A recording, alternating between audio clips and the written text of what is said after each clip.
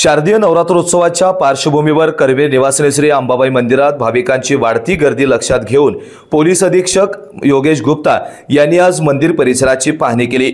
यावेळी त्यांनी पोलीस यंत्रणेची सुरक्षा व्यवस्था, गर्दी नियंत्रणाचे नियोजन आणि सीसीटीव्ही निरीक्षणाची तपासणी केली। भाविकांच्या सुरक्षेला प्राधान्य देऊन कोणतीही अनुचित घटना घडू नये यासाठी आवश्यक त्या सूचना त्यांनी अधिकाऱ्यांना दिल्या। भाविकांनी संयम आणि शिस्त राखून सुरक्षित दर्शन घेण्याचं आवाहन त्यांनी केलंय। यावेळी अप्पर पोलीस अधीक्षक धीरज कुमार बच्चू, गृह विभागाचे पोलीस उपाधीक्षक तानाजी सावंत, पोलीस निरीक्षक रवींद्र कळमकर, संजीव कुमार झाडे, देवस्थान व्यवस्थापन समितीचे सचिव शिवराज नायकवडे, व्यवस्थापक महादेव दिंडे आणि इतर अधिकारी कर्मचारी उपस्थित होते।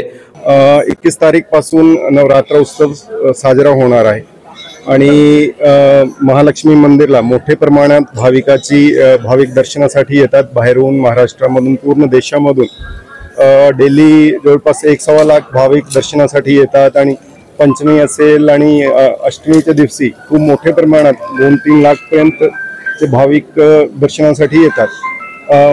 डेली जे आहे पालखी मिरवणूक असतात संध्याकाळी, त्यांचे पण दर्शनासाठी मोठ्या प्रमाणात लोकल कोल्हापूरचे भाविक असतील, बाहेरचे भाविक असतील, मोठ्या प्रमाणात पालखीच्या दर्शनासाठी सुद्धा येतात।